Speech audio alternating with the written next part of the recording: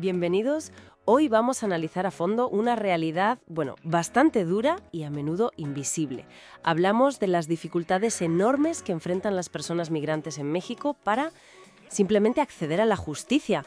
Porque aunque las leyes les reconocen derechos, los documentos que hemos revisado pintan un panorama muy diferente. Así es. Nos hemos basado en informes de organizaciones como WOLA, el Band Center, también ACNUR, y hemos mirado datos oficiales como los de la encuesta ENSIC y artículos de prensa desde 2017 hasta ahora.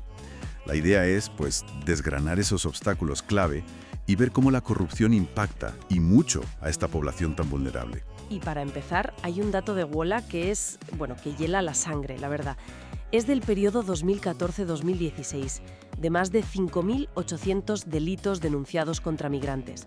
Solo 49 acabaron en sentencia. Increíble. Es una impunidad del 99%. O sea, imagínate, de cada 100 crímenes, 99 quedan sin resolver. Te da una idea de la escala del problema. Sí, y las fuentes más recientes confirman que esto no ha cambiado mucho.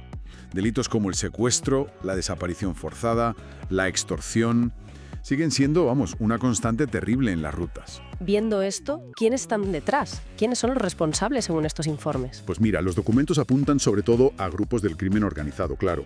Pero lo que es realmente alarmante es cómo describen la connivencia, la colaboración de autoridades, de distintos niveles además.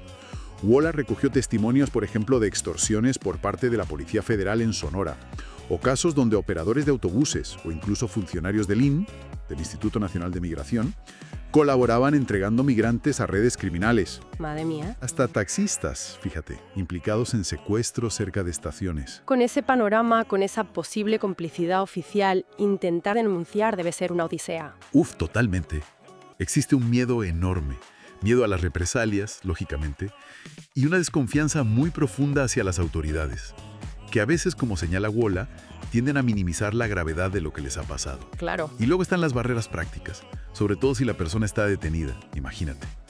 Hay un mecanismo, el MAI, para intentar denunciar desde fuera, con ayuda de familias y ONGs. Pero su funcionamiento real todavía depende mucho de la voluntad política, de la coordinación consular. No siempre funciona como debería. Y mencionabas antes esa justificación de que las víctimas tienen que quedarse en México para que la investigación avance. Sí, y eso es un obstáculo tremendo, porque muchas veces no pueden o no quieren quedarse.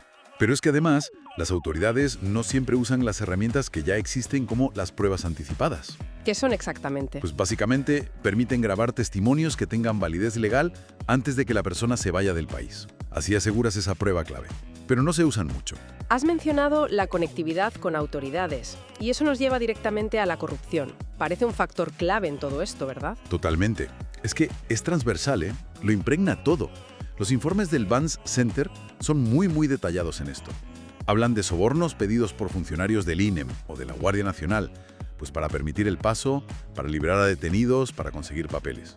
Para todo, vamos. Exacto. Y luego está la llamada sextorsión. Es una forma de abuso terrible, exigir favores sexuales a cambio de no deportar o de facilitar algo. Afecta sobre todo a mujeres, claro. ¡Qué horror! Y la falta de transparencia, la falta de rendición de cuentas, es flagrante.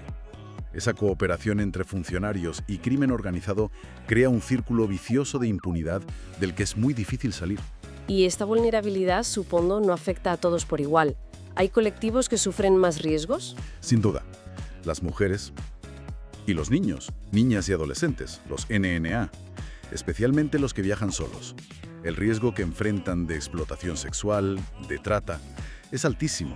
Y fíjate, aunque la ley cambió en 2020 y prohíbe detener a NNA en estaciones migratorias... ¿Se sigue haciendo? Pues sí. Informes de ACNUR y otras ONGs indican que, lamentablemente, sigue ocurriendo. Vaya. Y la población LGTBIQ+ también se señala como especialmente expuesta a violencia y discriminación. Sufren mucho en la ruta. Y supongo que quienes intentan ayudar, los defensores de derechos humanos, tampoco lo tienen fácil. En absoluto. El personal de los albergues, por ejemplo, sufre amenazas, intimidaciones, campañas de desprestigio. Y WOLA documenta que estas agresiones, igual que los crímenes contra los migrantes, raramente se investigan o se sancionan. Otra vez la impunidad.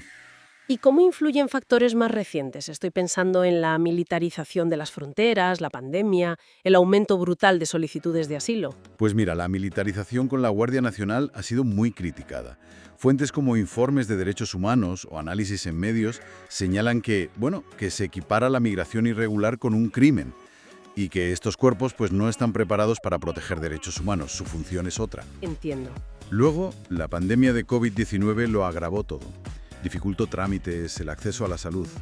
Y según algunas observaciones en la frontera azul, las redes de tráfico aprovecharon esa confusión, esa mayor vulnerabilidad. Y a la vez, las solicitudes de asilo en la Comar, la Comisión de Ayuda a Refugiados, se han disparado. Sí, las cifras son enormes. ACNUR habla de más de 140.000 solo en 2023. Una barbaridad. Esto ha desbordado totalmente a la Comar, que además, según algunas fuentes, ha sufrido recortes de presupuesto. Con lo cual, la respuesta es más lenta todavía. Exacto. Retrasos enormes y la gente esperando protección en una situación muy precaria. Queda claro entonces que hay una brecha inmensa entre lo que dice la ley mexicana sobre los derechos de los migrantes y la realidad que viven. La impunidad y la corrupción, con criminales y a veces agentes del Estado involucrados, crean un entorno de riesgo extremo. Sí, lo que reflejan todas estas fuentes, WOLA, ACNUR, Bancenter, es un sistema que ha priorizado muchísimo la capacidad de detener y deportar, mucho más que la obligación de investigar y hacer justicia por los crímenes que sufre esta población. Se enfoca en controlar, no en proteger. Estos documentos, la verdad, nos dejan una reflexión final importante, ¿no? Viendo que estos problemas persisten y que hay una falta de voluntad política documentada en ciertas áreas, ¿qué tipo de cambio estructural, qué transformación profunda haría falta para que las personas migrantes en México puedan de verdad acceder a esa justicia que la ley, al menos en el papel, ya les promete? Es la gran pregunta.